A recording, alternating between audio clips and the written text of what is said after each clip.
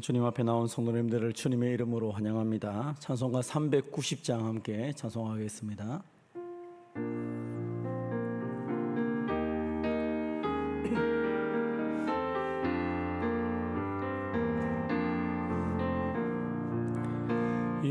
예수가 거느리시니 즐겁고 평안하구나. 주야의 자고 깨는 것 예수가 거느리시네. 주 날 항상 돌보시고 날 친히 거느리시네. 주 날 항상 돌보시고 날 친히 거느리시네. 때때로 괴로움 당하며 때때로 기쁨 누리네. 풍파 중에 지키시고 평안히 인도하시네. 주 날 항상 돌보시고 날 친히 거느리시네. 주 날 항상 돌보시고 날 친히 거느리시네. 내 주의 손을 붙잡고 천국에 올라가겠네. 괴로우나 즐거우나 예수가 거느리시네. 주 날 항상 돌보시고 날 친히 거느리시네. 주 날 항상 돌보시고 날 친히 거느리시네. 이 세상 이별할 때에 마귀의 권세 이기네. 천국에 가는 그 길도 예수가 거느리시네. 주 날 항상 돌보시고 날 친히 거느리시네. 주 날 항상 돌보시고 날 친히 우리 1절 한 번 더 하겠습니다.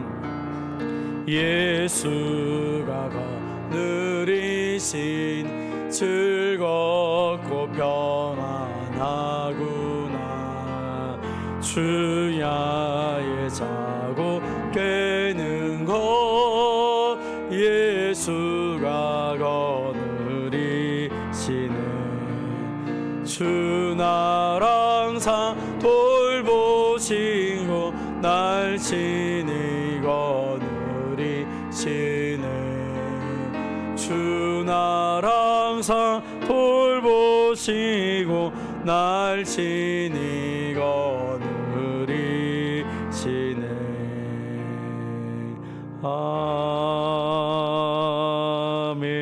아멘.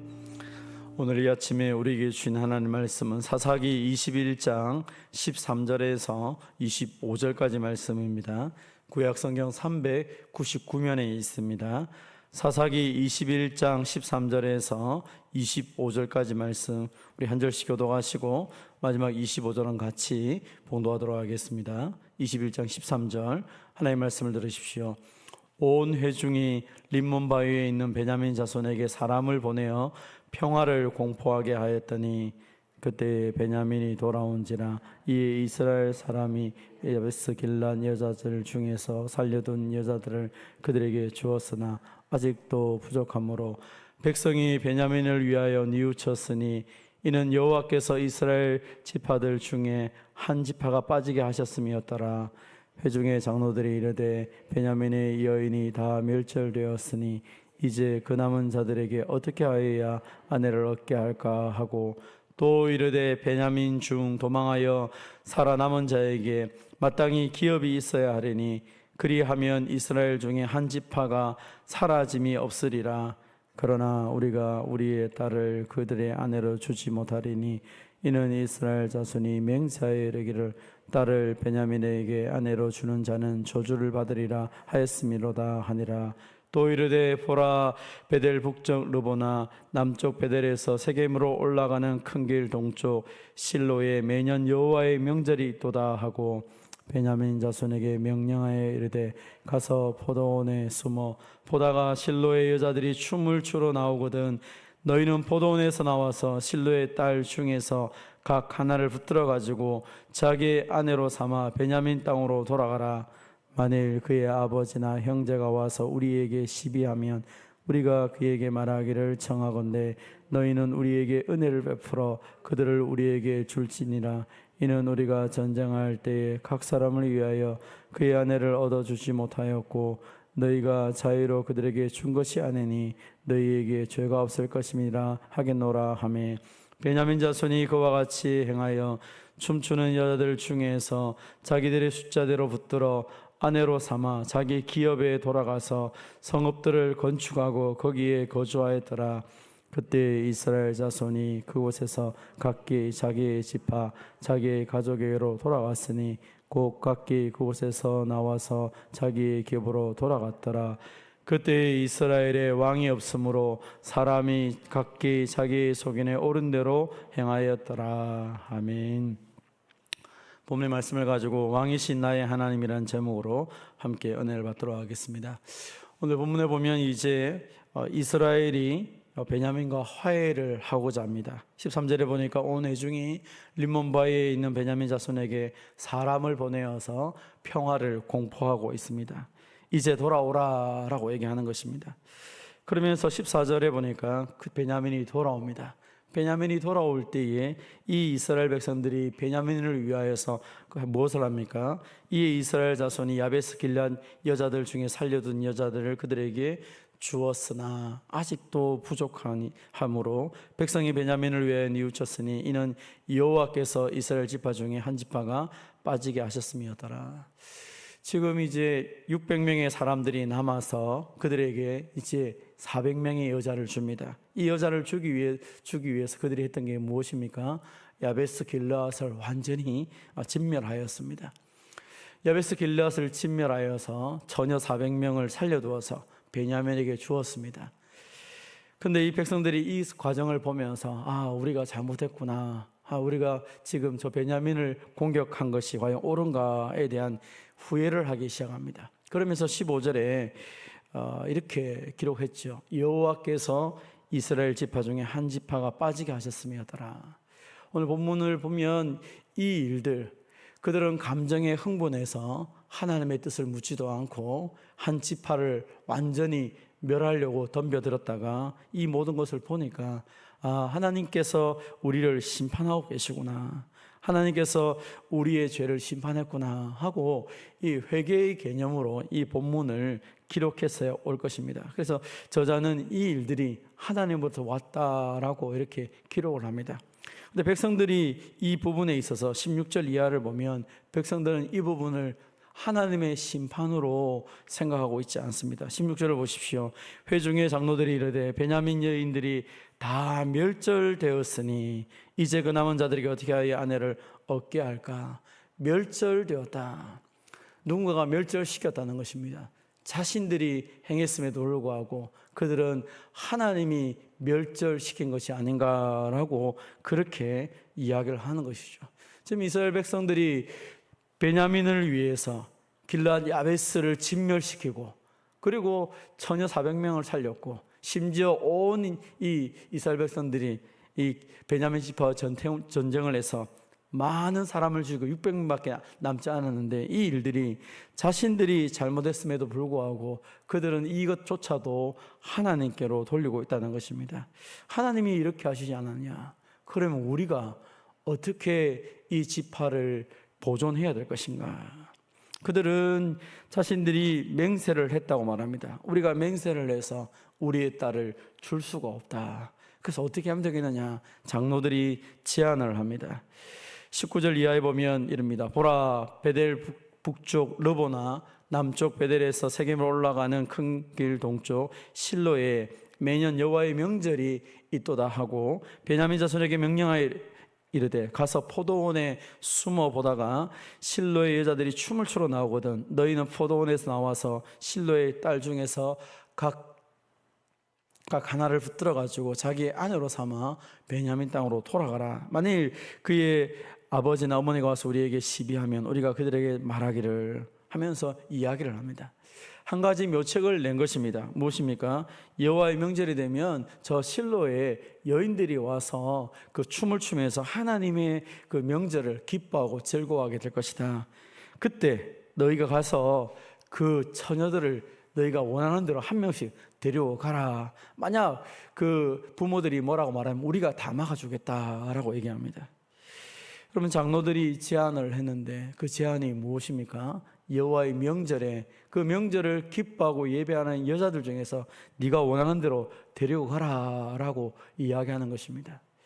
하나님의 절기라는 것이 무엇입니까? 하나님의 절기, 명절은 하나님께 예배하고 하나님이 구원의 은혜를 주신 것을 감격하며 감사하는 그의 시간임에도 불구하고 지금 장로들이 제안을 한 것은 그 시간에 너희가 처녀들을 납치해라 라고 말하는 것입니다. 숨어 있다가 붙들어 가지고 가라 라고 말하는, 마치 사자가 먹잇감을 취하기 위해서 숨었다가 팍 달려들어서 바로 채가는 것처럼 그렇게 채가라 라고 얘기하는 것입니다.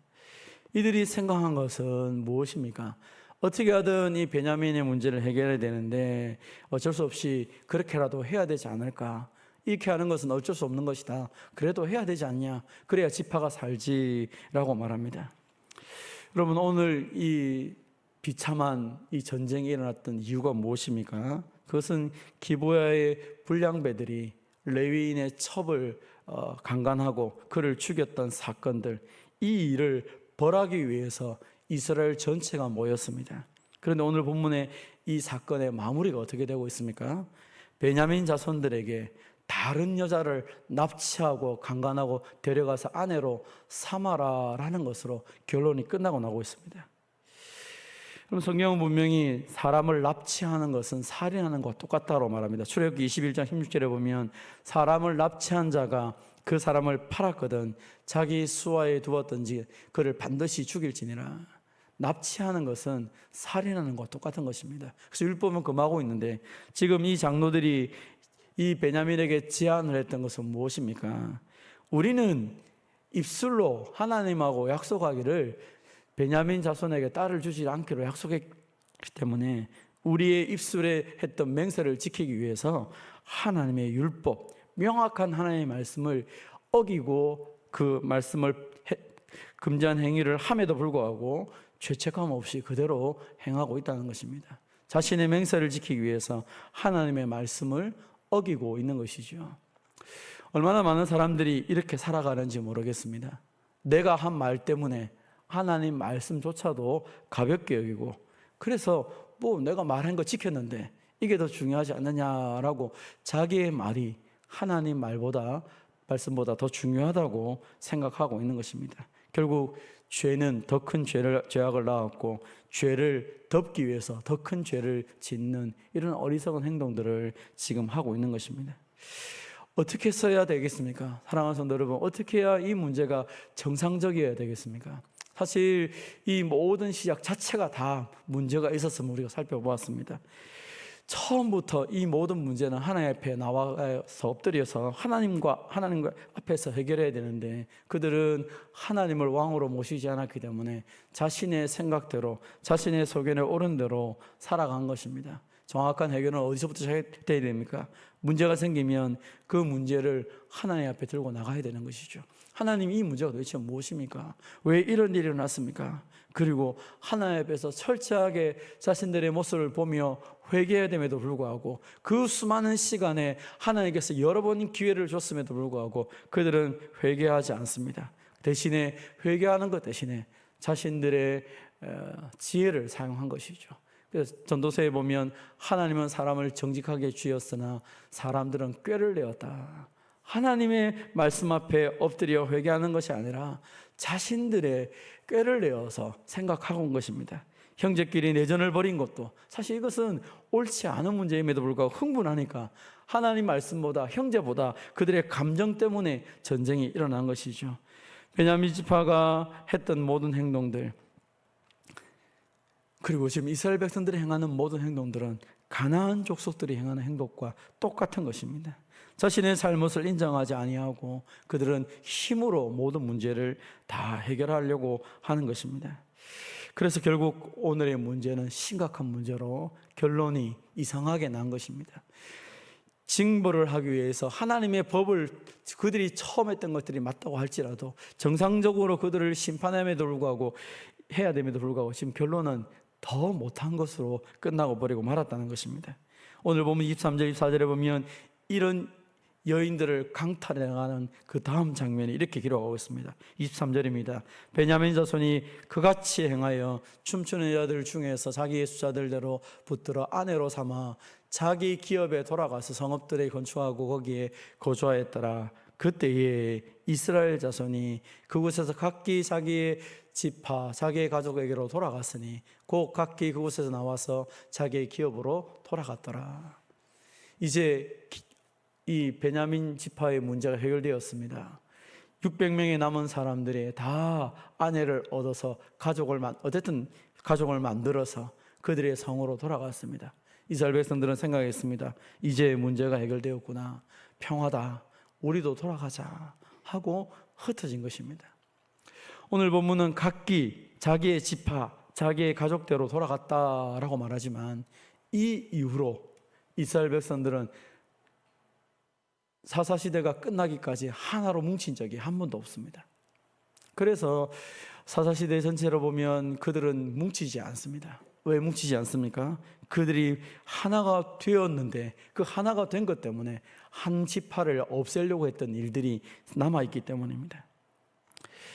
그들은 아무 일이 없는 것처럼 그들의 지파로 돌아갔고 그들의 삶의 현장으로 돌아갔지만 이 공동체는 완전히 와해가 되어서 이제 하나가 되지 못한 각기 자기 속에는 옳은 대로 살아가는 그런 시대를 맞이하여서 영적인 암흑기 시대를 경험할 수밖에 없게 되었다는 것입니다. 오늘 본문 25절은 그것을 진단하면서 그때에 이스라엘의 왕이 없으므로 사람이 각기 자기네 소견에 옳은 대로 행하였더라라고 얘기합니다. 자기 소견에 옳은 대로. 그들은 하나로 뭉쳤지만 그 하나의 핵심이 하나님이 아니었을 때 얼마나 비참한 일들을 경험했는지를 알았기 때문에 그들은 오히려 그의 삶 속에서 이렇게 각기 자신의 삶대로 살아가는 것을 보게 됩니다. 사실 하나님이 우리에게 원하시는 것은 무엇입니까? 그것은 하나님을 중심으로 온 교회 공동체가 하나 되어 살아가는 것이죠. 사실 우리가 이 일들을 처음 성경의 말씀을 통해 배웠던 것처럼 오늘날 이 시대에도 하나님을 왕으로 모시지 않을 때 많은 사람들이 자기 소견에 옳은 대로 살다 보니까 세상은 죄를 덮기 위해서 더 많은 죄를 짓는 그런 안타까운 일들을 할 수밖에 없는 것입니다. 우리의 본성 죄 자체가 더 좋은 것을 만들어내는 것이 아니라 더 악한 것을 추구하고 더 하나님과 거리가 멀어지고 더 서로를 죽이는 일들에 자기 욕심으로 살아갈 수밖에 없게 되었기 때문입니다. 죄 때문에 그렇게 된 것이죠. 그래서 하나님이 우리를 하나로 만들기 위해서 하셨던 일들이 무엇입니까? 그것은 바로 하나님이 예수님을 보내주셔서 그 예수님이 십자가의 죽으심을 통하여서 하나님과의 막혔던 그 모든 것들이 끊어지고 서로에 막혔던 담들이 허물어져서 그것이 예수님 십자가에서 하나가 되었던 공동체가 바로 교회라고 성경은 말씀했습니다. 사랑하는 성도 여러분, 우리가 하나님과 하나가 되는 것, 하나님을 내 인생의 왕으로 모실 수 있는 것도 예수님 때문이고, 사실 성도가 옆에 형제 자매가 허물이 많음에도 불구하고 우리가 하나가 될 수 있는 유일한 이유가 예수 그리스도 때문이시죠. 예수님이 나의 죄를 죽었을 뿐 아니라 예수님이 형제와 자매의 죄 때문에 죽은 것을 믿기 때문에 우리가 서로가 하나가 되어서 정말 하나님이 원하시는 그 아름다운 삶을 살아갈 수 있게 되는 것입니다. 교회는 연약한 자들이 모였기 때문에 우리에게 서로에게 연약함들이 보일 수밖에 없습니다. 그때마다 우리의 생각으로 우리의 판단으로 행한다면 오늘 이 사사기의 결론과 다를 바가 없을 것입니다. 그러나 우리의 삶에 예수님이 왕이 되시고 하나님이 왕이 되신다면 우리의 삶은 하나님의 말씀대로 살아가게 되고 하나님 원하시는 아름다운 은혜의 역사들이 펼쳐지게 될 것입니다. 우리 오늘 사사기를 마무리하면서 꼭 기억할 것이 우리의 소견대로 내 눈에 좋은 대로 살아간다는 것은 하나님 눈에 악하게 살아간다는 사실을 좀 기억할 필요가 있습니다. 그래서 마치 다윗이 시편 145편에서 고백했던 이 고백이 우리의 고백이 되기를 바랍니다. 다윗은 시편 145편 1절 2절에서 이렇게 고백합니다. 왕이신 나의 하나님이여 내가 주를 높이고 영원히 주의 이름을 송축하리이다. 내가 날마다 주를 송축하며 영원히 주의 이름을 송축하리이다. 하나님을 왕으로 모시고 예수님을 왕으로 모신 사람들은 그 십자가 앞에 자신의 죄를 내어놓고 회개할 뿐 아니라 날마다 나에게 구원의 은혜를 덧입혀 주시고 그 십자가를 통하여 우리를 새로운 삶을 살도록 새 생명 주신 하나님 앞에 날마다 찬송하며 나아가는 것입니다. 오늘도 이 주일 온전한 예배를 통하여서 하나님이 우리에게 주신 그 말씀을 통하여 하나님과 하나 될 뿐 아니라 하나님을 왕으로 모시며 살아가는 저와 여러분 되시기를 주님의 이름으로 축원드립니다. 하나님 아버지 감사합니다. 우리의 인생은 어쩌면 이 사사기의 결론처럼 내가 생각하는 선을 위해서 함께 모여 더 큰 선을 만들려고 하지만 그러나 우리의 인간의 꾀와 그 지혜라는 것 자체가 더 큰 악을 덮기 위해서 또 큰 악을 짓는 이 어리석음이 있음을 고백합니다.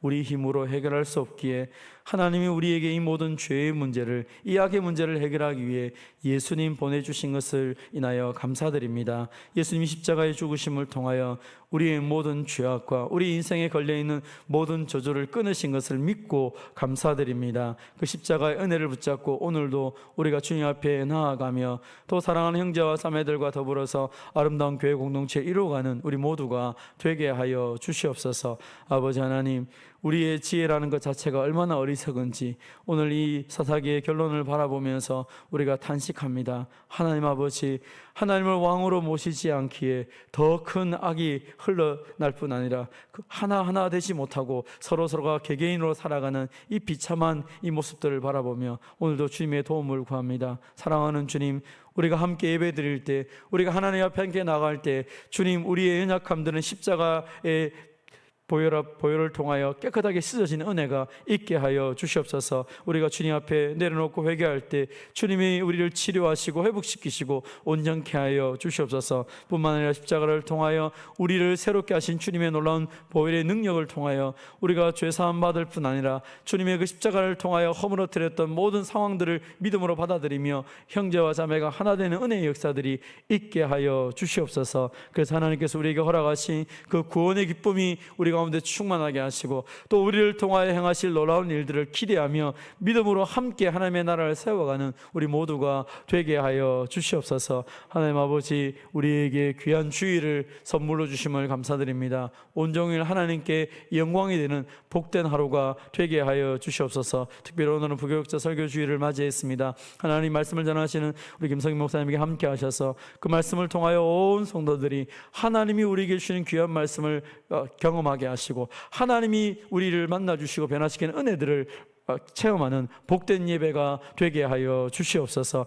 한 사람도 거저 왔다 거저 가지 않게 하시고 모든 사람들이 하나님을 만나고 하나님이 주신 은혜 속에 감격하며 변화되며 치유받으며 새롭게 되는 은혜의 역사가 있게 하여 주시옵소서.